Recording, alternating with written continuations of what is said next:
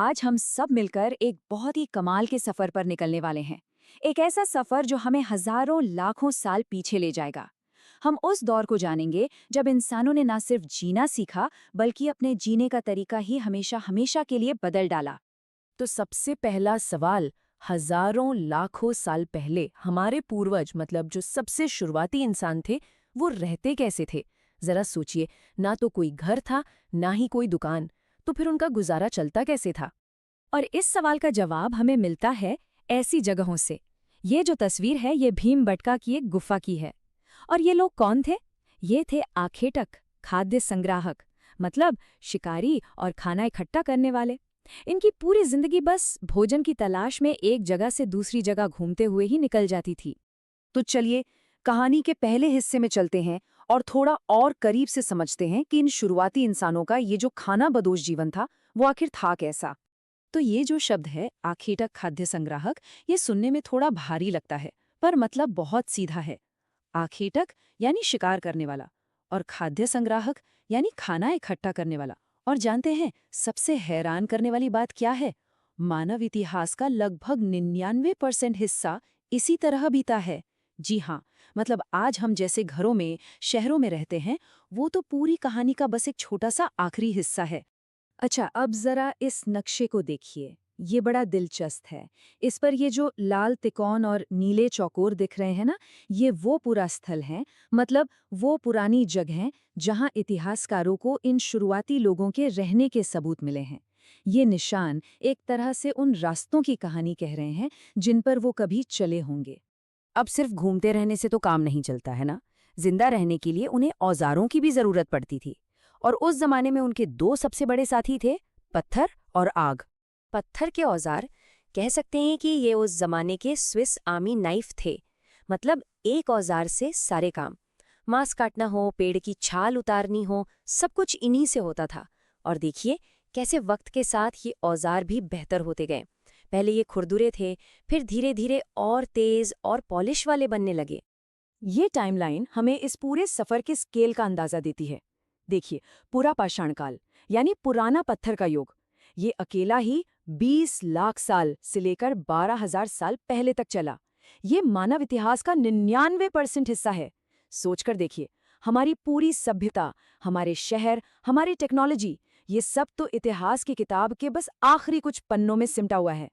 और फिर हुई एक खोज जिसने सब कुछ बदल दिया। आग। जी हाँ, कुरनुल की गुफाओं में राख के सबूत मिले हैं। इससे पता चलता है कि शुरुआती इंसानों ने आग जलाना और उसे इस्तेमाल करना सीख लिया था। जरा सोचिए, आग से उन्हें रोशनी मिली, वो अपना खाना पका सकते थे और सबसे जरूरी, जंगली जानवरों को खुद से दूर रख सकते थे। ये एक बहुत बड़ी बात थी। लेकिन कहानी अभी खत्म नहीं हुई। इसके बाद कुछ ऐसा हुआ जिसने इंसानों के इतिहास में एक जबरदस्त मोड़ ला दिया। क्योंकि अब सिर्फ इंसान नहीं, पूरी दुनिया ही बदल रही थी। ये बात है करीब 12,000 साल पहले की। दुनिया की जलवायु में, मौसम में एक बहुत बड़ा बदलाव आया। धरती धीरे धीरे गर्म होने लगी।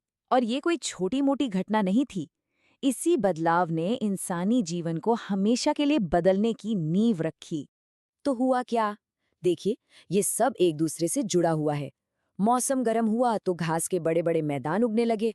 अब जब घास ज्यादा हुई तो हिरण, भेड़, बकरी जैसे घास खाने वाले जानवरों की तादाद भी बढ़ गई। और यहीं पर इंसानों ने एक नई चीज सीखी। उन्होंने इन जानवरों की आदतों को समझना शुरू किया और फिर धीरे धीरे उन्हें पालना भी। और बस यहीं से मानव इतिहास के शायद सबसे जरूरी, सबसे बड़े आविष्कार की शुरुआत हुई, खेती। इस पूरी प्रोसेस को, मतलब जानवरों को पालने और पौधे उगाने की प्रक्रिया को, हम कहते हैं बसने की प्रक्रिया। ये वो दौर था जब इंसान ने प्रकृति से सिर्फ लेना बंद किया और उसके साथ एक तरह की पार्टनरशिप, एक साझेदारी करनी सीखी। तो एक तरह से उस जमाने के लोग पहले साइंटिस्ट बन गए। उन्होंने ध्यान दिया और उन पौधों को चुना जिनके दाने ज्यादा बड़े थे, जिनके डंठल मजबूत थे, ताकि दाने गिरे नहीं। ठीक वैसे ही उन्होंने उन जानवरों को पालना शुरू किया जो स्वभाव से शांत थे। ये बिल्कुल वैसा ही था जैसे कोई अपनी टीम के लिए सबसे अच्छे खिलाड़ी चुन रहा हो। अब अनाज का मतलब सिर्फ पेट भरना नहीं था, इसके कई इस्तेमाल होने लगे। इसे खाने के लिए रखा जाता था, अगले साल बोने के लिए बीज के तौर पर बचाया जाता था, कभी-कभी उपहार में दिया जाता था और इसे इकट्ठा करके रखा जाता था। मतलब ये एक तरह की दौलत बन गया था। और जब इतना अनाज हो तो उसे रखने के लिए जगह भी तो चाहिए। यहीं से स्टोरेज की जरूरत शुरू हुई। और बस जैसे ही खेती जिंदगी का सेंटर पॉइंट बनी, सब कुछ बदल गया। लोगों के रहने का तरीका बदला, उनके घर बदले, सब कुछ।